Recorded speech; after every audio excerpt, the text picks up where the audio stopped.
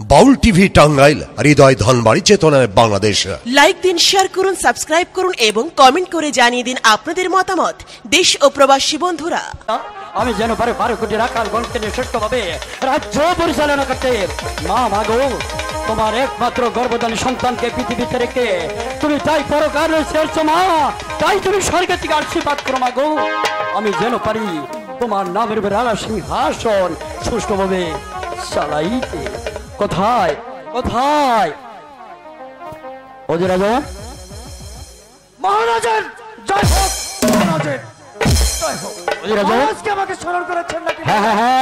আমি আপনাকে স্মরণ করেছি কারণ আমি আজ দীর্ঘদিন আগে শিকারে যাওয়ার সময় রাজ্যের ভার তুলে দেখেছিলাম আপনার হাতে, আর আপনার সাথে প্রতিশ্রুতি করেছিলাম যেখানে ঔষধ হবে সেখানে ঔষধ দেবেন, যেখানে খাদ্যের পর্যায়ে সেখানে খাদ্য দেবেন, যেখানে বস্ত্র সেখানে বস্ত্র দেবেন। বলেন বলেন রাজ্যের কি সম্ভব? হ্যাঁ মহারাজ, আমি আপনার কথা মতোই দিয়েছিলাম রাজ্যের এই প্রান্ত থেকে অপর প্রান্ত পর্যন্ত যেখানে আপনার পথ যারা না খেয়েছে তাদের মুখে তুলে দিয়ে চললো, যারা পাচ্ছে না লোকের জন্য ঔষধ তাদেরকে দিয়েছে ঔষধ, আর যারা পাচ্ছে না পরের জন্য বস্ত্র তাদেরকে এই মোট মহারাজের মাথায় নিয়ে ওগুলার ভাবে ছুটে যাবে রাজকার আদায় করতে, যে দিতে পারে তাকে সুষ্ঠুভাবে নিয়ে আসবেন, আর যদি বলতে যাবে কেউ না দিতে পারে বউ খুঁট দেবে তাকে মাফ করে দেবেন।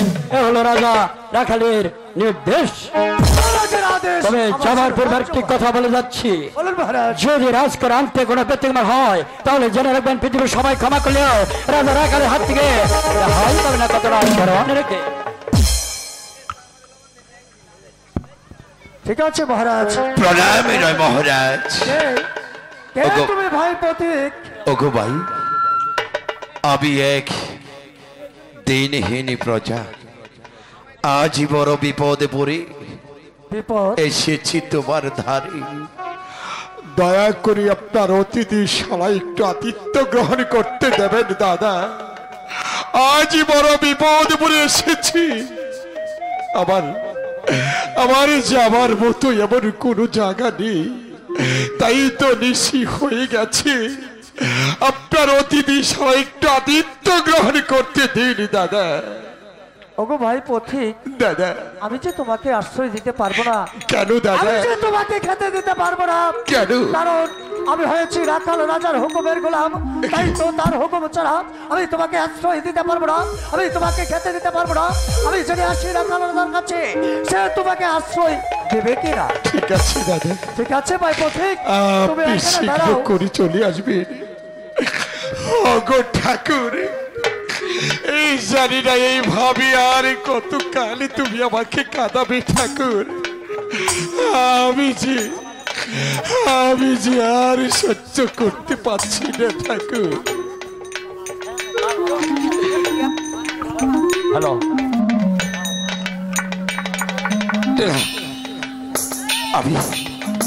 আমি এখন কোথায় যাব? ওই তো নরসি, আমার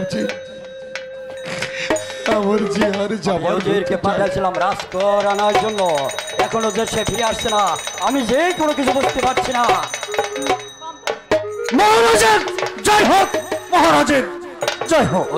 মহারাজ, আপনার কথা মতো গিয়েছিলাম আমি প্রজা সাধারণের মাঝে, যে প্রজারা তাদের রাজ করে দিয়ে দিয়েছে, তাদের রাজ করা দিয়েছে, আজ যারা পাচ্ছে না রাজ করে দিতে তাদের রাজ করে মুখোশ করে দিয়ে এসেছি। মহারাজ, আমাদের রাজ্যে একজন অতিথি এসেছে, তার চেয়েছে থাকতে চেয়েছে এবং খেতে চেয়েছে। আপনার কি আদেশ মহারাজ? একে বলছে নজর আজম? হ্যাঁ মহারাজ। আমি কোনোদিন ভাবতে পারছি না এক রাজ্য করতে রাজকর সুষ্ঠুভাবে আদায় করার জন্য আমি তা কি করেছেন জানেন? আজ অতীতের জন্য আমি দেশ হারা, ওগো প্রাণের বাই হারা। একই বলছে নজর আজম, আপনার আদেশ এই মুহূর্তে ফিরে নিয়ে অতিথির জায়গাতে আমার রাজ্যে। মহারাজ, আমি বলছিলাম কি মহারাজ, আপনি হয়েছেন রাখাল রাজ্যের রাজা, আপনি হয়েছেন দয়াল সিং। আপনি যদি ওই অতিথিকে আশ্রয় না দেন তাহলে যে প্রজা সাধারণের মাঝে আপনার বদনাম হয়ে যাবে। সত্যি তো? হ্যাঁ মহারাজ। ওগো ভগবান, তুমি আমাকে একই পরীক্ষা ফেলেনি। আমি যে কোনো কিছু বুঝতে পারছি না। আমি রাজ্যের রাজা, প্রজাদের সুখে সুখে, প্রজাদের দুঃখে দুঃখে, প্রজাদের মুখে হাসি আমার মুখে আছে। বলুন মহারাজ, তাকে সাই দরবারে তাকে আমি দুটি শর্ত যে জিজ্ঞাসা করবো, আমার শর্ত যে সে রাজ্য থেকে, তাহলে প্রাসাদে জায়গা হবে, নতুবা প্রাসাদ থেকে বাহির করে দিতে হবে।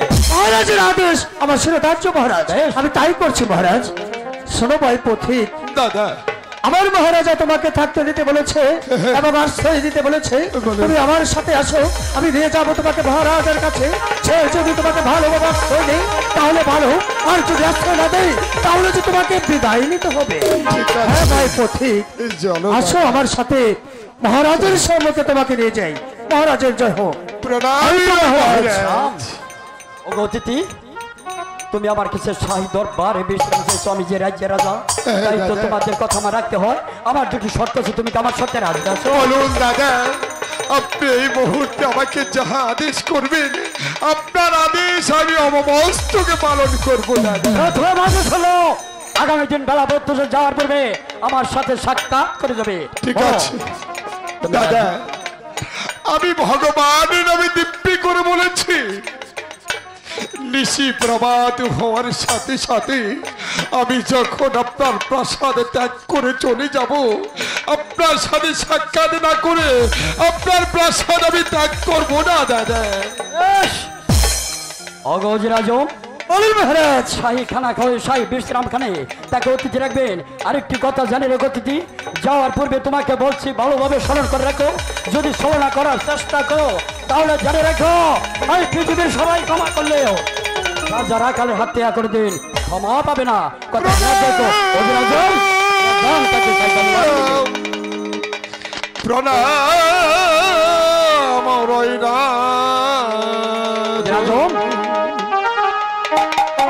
লক্ষ কোটি প্রণামে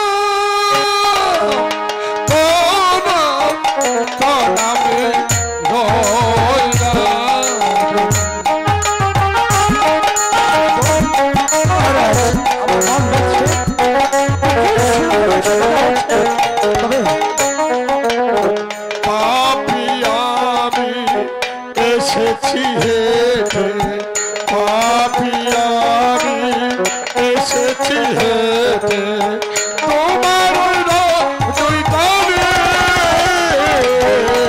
প্রণাম রইল দরবারে।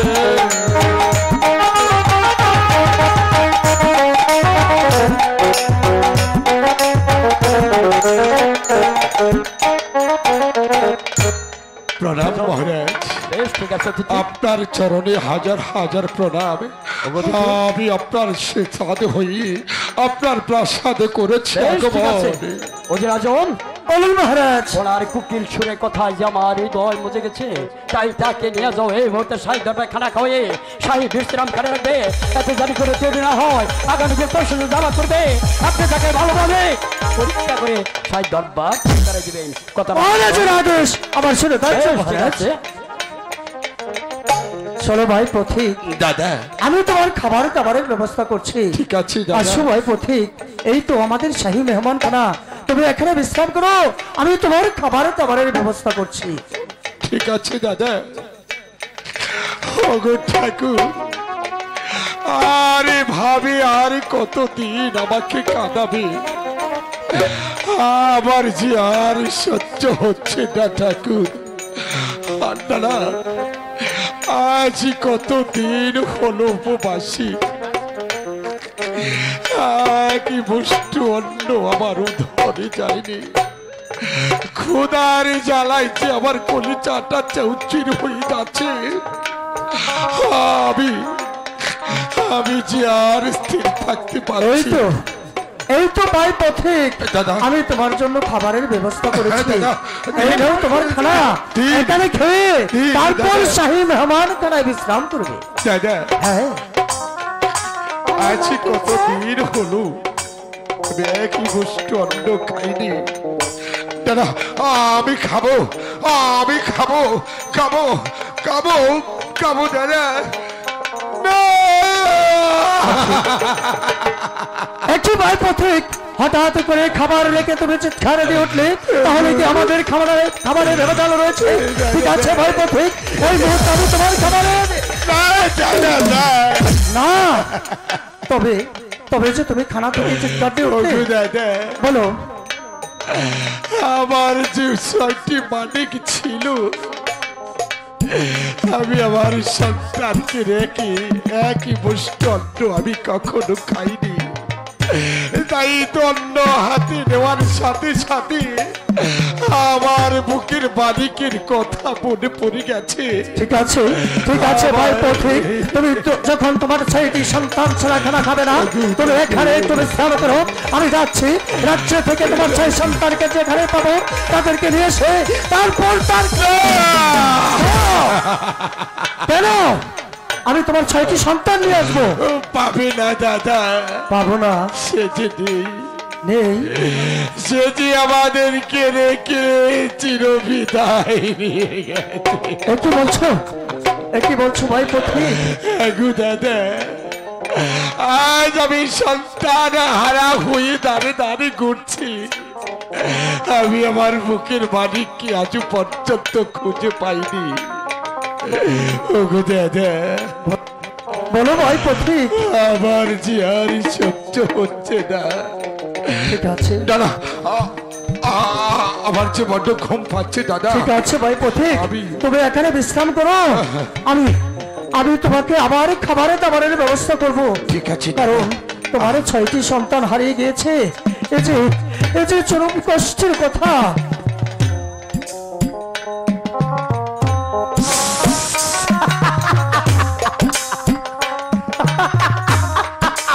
তুমি কি ভেবেছো আমি কোনো কিছু জানতে পারবো না? আমি ধ্যান কন্যা ধ্যান যুগে জেনেছি তুমি রাখাল রাজ্যে এসে রাত্রি যাপন করেছ। তাই আমি ধ্যান কন্যা ধ্যান যুগে এসেছি, আবার ধ্যান যুগে চলে যাব।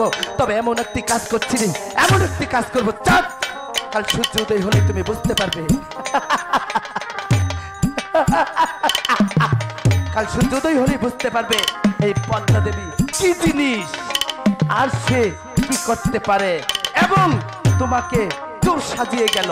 কাল সূর্যোদয় হবার আগেই তোমাকে এমন এমন ধুলাই হবে যা তুমি কল্পনা করতে পারোনি।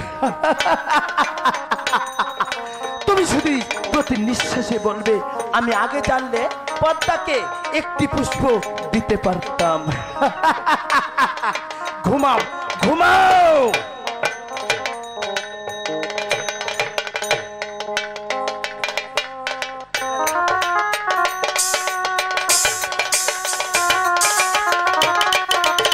হ্যালো,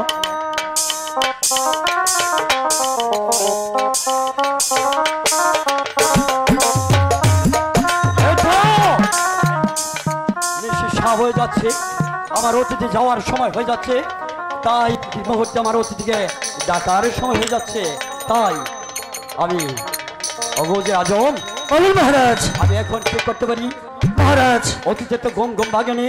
হ্যাঁ মহারাজ, তাকে দেখে সাই দরবার থেকে পাঠাই দিতে হবে, তাই তাকে ডাকিয়ে নেন। ঠিক আছে মহারাজ, আমি তাই করছি মহারাজ। সেই অতিথিকে দেখে তারপর তাকে আমি বিদায় দিচ্ছি মহারাজ। ঠিক আছে, তাই করেন নজর আজম। মহারাজ, প্রাসাদ থেকে কে যেন ডাকছে আর বলছে সর্বনাশ হয়েছে, সর্বনাশ।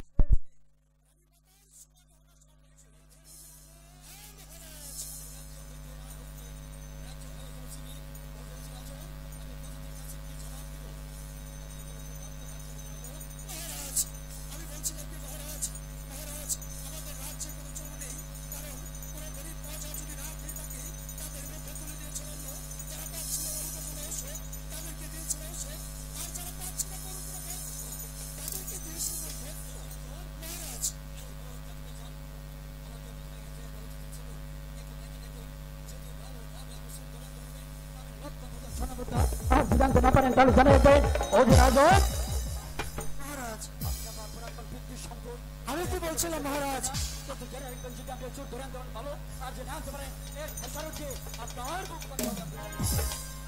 মহারাজ, আমি বলছিলাম কি মহারাজ, আমার মনে হচ্ছে আমাদের রাজ্যে কোনো চোর নেই মহারাজ। একজন অতিথি রেখে এসেছি প্রাসাদে। আমি তার কাছে আপনার অনুমতি পেলে আমি তার কাছে যাব। সেই সোনা গহনা নিয়েছি। ঠিক আছে, আপনি এই মুহূর্তে ভাবে চলে যাবেন। চোর যদি ধরে বাঁধতে পারেন তাহলে লোক এসে সিঙ্গলিত করে সাই দরবারে নেবেন, বিচার করবো। তার আমি নিজ হাতে মহারাজের আদেশ আমার শিরোধার্য মহারাজ, আমি তাই করছি মহারাজ। ভাই পথিক, এই যে ভাই পথিক, ওঠো ভাই পথিক। কি দাদা?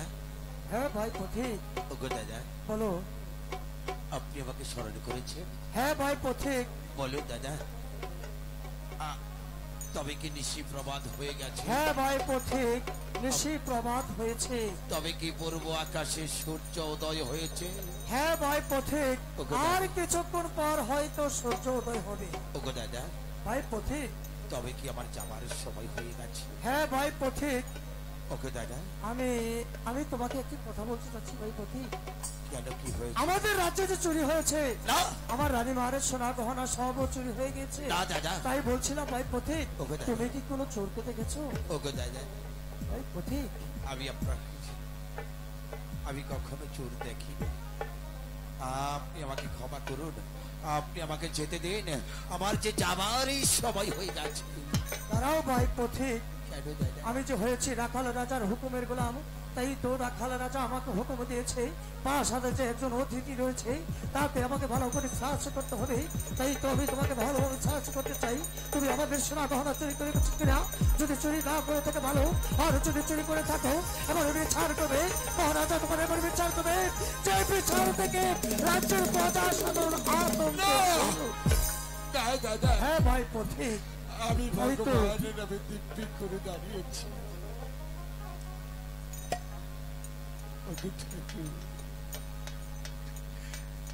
জানি না পথিক, দাদা, ওরে বিশ্বাসঘাতক, ওরে বেঈমান, আমি তো তোকে বিশ্বাস করে আশ্রয় দিয়েছিলাম, আমি তোকে বিশ্বাস করে মহারাজের কাছে নিয়ে গেছিলাম, আর তুই রানী মায়ের সোনা গহনা চুরি করে তোর পাশ হয়ে রেখেছিস। ওরে শয়তান, ওরে নিরক্ষরাম, আমি তোকে নিয়ে যাবো মহারাজের কাছে। সে যে বিচার করবে সেই বিচারই হবে উত্তম। আমি এখানে তোর বিচার করবো না, বিচার করবে মহারাজা। আমি তোকে নিয়ে যাবো সেই রাজ।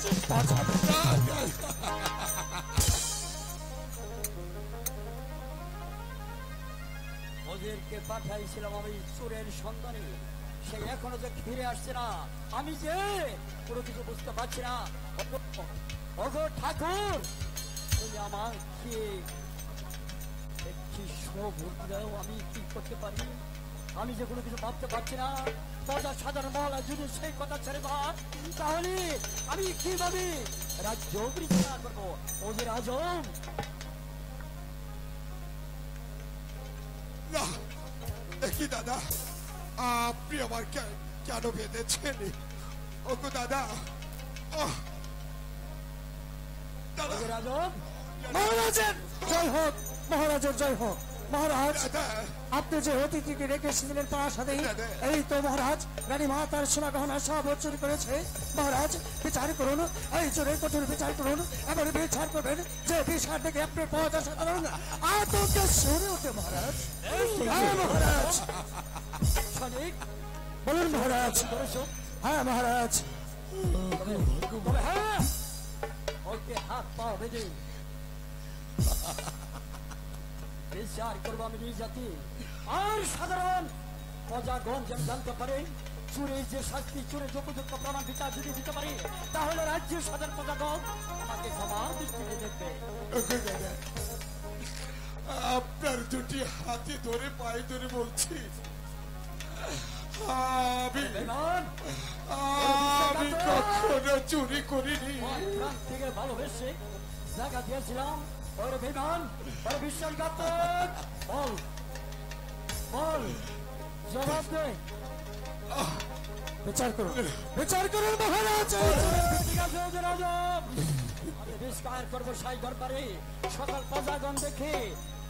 ওরে শয়তান, ওরে বেগান, বল বল বল বল, ওরে বেগান,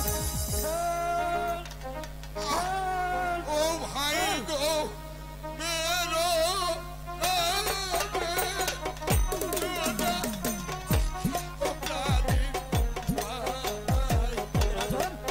মহারাজ,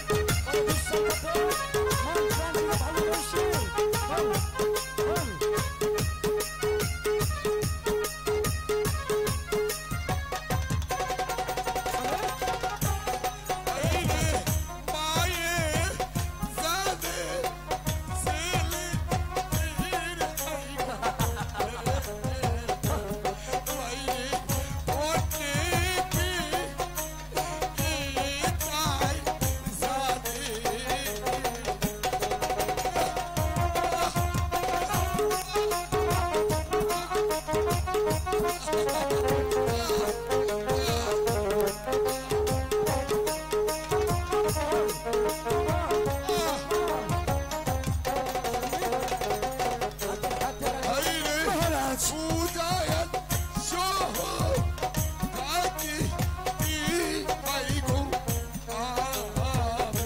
ভালো উদয়নি ঘরে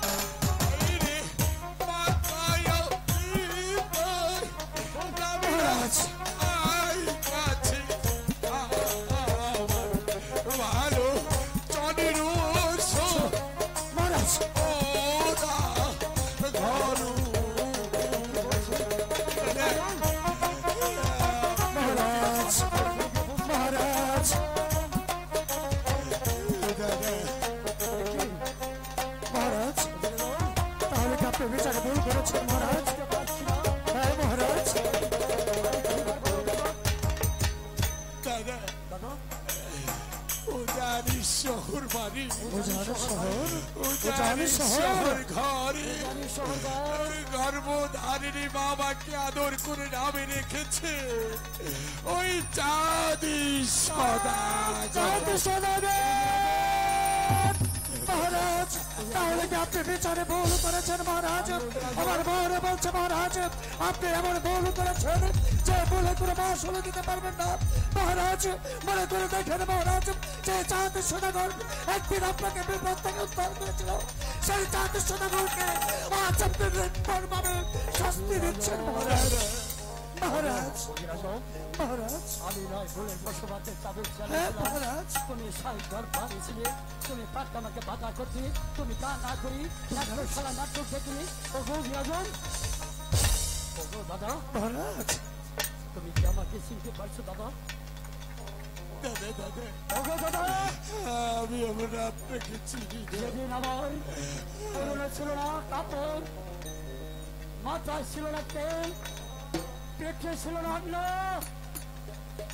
ছটফট করে গিয়েছিলাম তোমার বাড়ি তাই তুমি একটি রাজ্যের পর গোড়া থেকে আমাকে তুমি যে রাজ্যের সিংহাসনে বসে দাদা আমি বেশি হতভাগা রাজ্যের রাজা দাদা তোমার কাছে আমার পরিচয় দিতে আমার বুকের পাঁজর ভেঙে যাচ্ছে দাদা দাদা একদম হলো হের চাবুক আমি যে চাবুকে টাকা হস্তক্ষেপ করেছি দাদা তুমি এই তো চাবুক নিয়ে দাদা তুমি প্রতিশোধ করে দেও দাদা আমাকে দাদা তুমি করে দেও দাদা দোষী নাই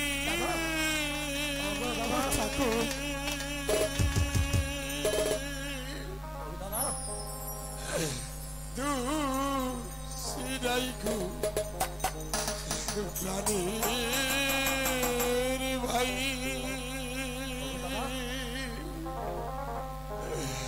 আমি দোষী নাই তো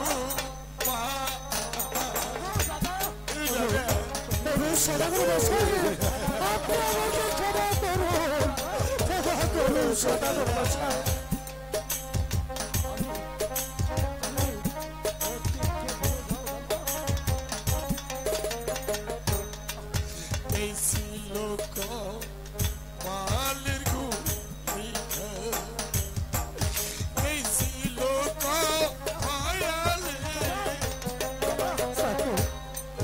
বুকের বাড়ি হারাইয়া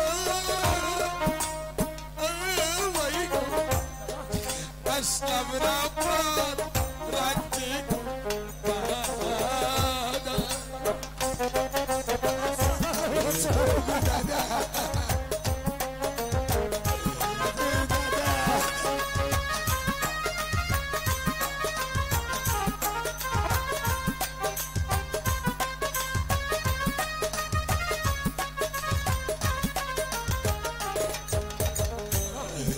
আমার কাছে থাক তুই হীরার দ্বারে সুয়ুরি কপালতা দিয়া দেখো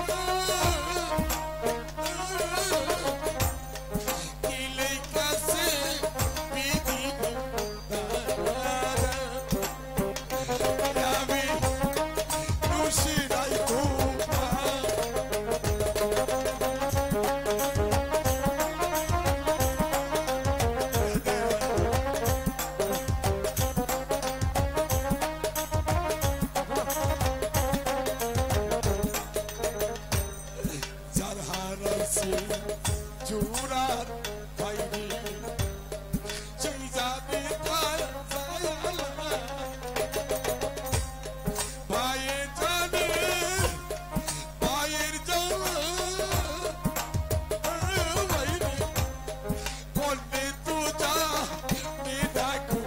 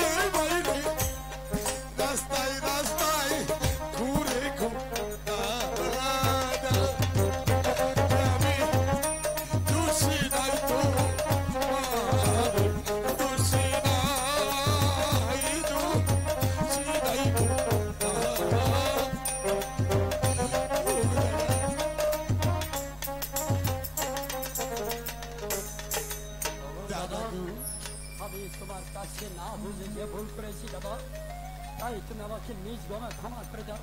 ভগবতী রাজম এই মুহূর্তে তাকে চাম্পাই করে দিয়ে আসবে, আমার নির্দেশ। মহারাজের আদেশ আমার ছেলে রাজ্য মহারাজ। চলুন সদাগর মশাই, আমি আপনাকে চাম্পাই করে পৌঁছে দিচ্ছি।